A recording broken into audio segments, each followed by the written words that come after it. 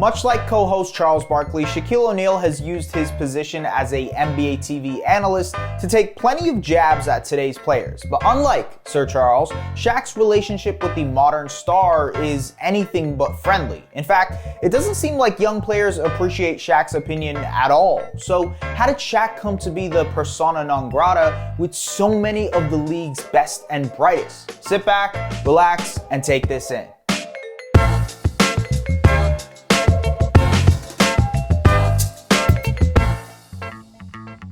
As a player, an analyst, and even as a rapper, Shaq always was one to take shots at people. And for the most part, it's always been in the name of fun, because the big Aristotle has this giant, goofy personality. He always gets away with it, until he didn't. Slowly but surely, players have stopped laughing, and it may have all started with Dwight Howard. Who? Dwight Howard. You don't know?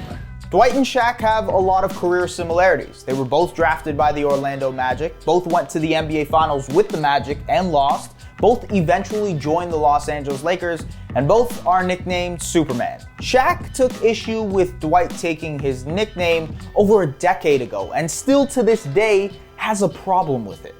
A regular guy's okay, but in this thing of ours, there's only one Superman. Okay. You know that, okay? All right. But his issues with Dwight pale in comparison to his war with JaVale McGee.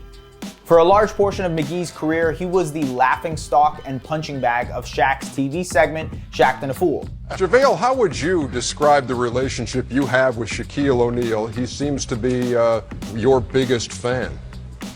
I don't know, it's more like a bully, I guess.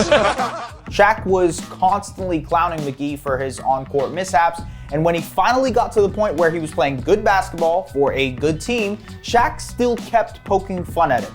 It got to the point where it was hurting McGee's perception as a player, and he wasn't having any of it. The two got into an infamous Twitter argument, calling each other names, and their mothers had to step in. Even Kevin Durant and Warriors head coach Steve Kerr got involved. But once McGee became a two-time NBA champion, Shaq dropped the gimmick and McGee took the high road.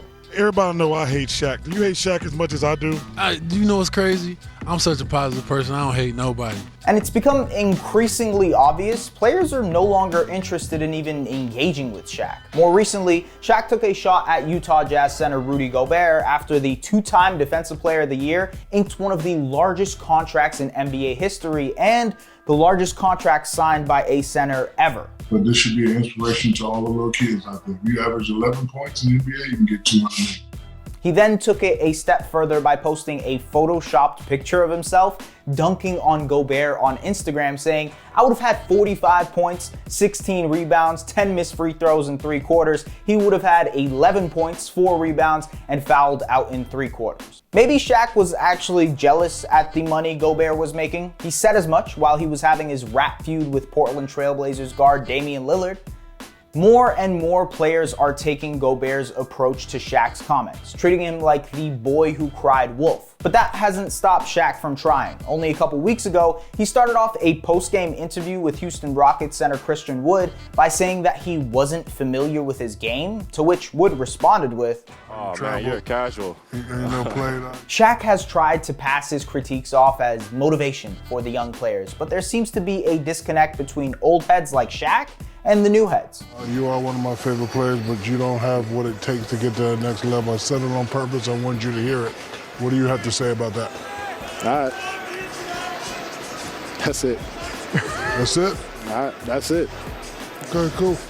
Even LeBron James and Durant chimed in on the issue on Instagram, with Durant saying old heads need to enjoy retirement, and LeBron saying that there's a difference between a constructive criticism and soft hating. And LeBron might have a point. What Shaq might see as motivation, players see as disrespect. But that's not going to stop Shaq from voicing his opinion like always. So what do you think? Is Shaq being petty, or are the players just being sensitive? Let us know what you think in the comments.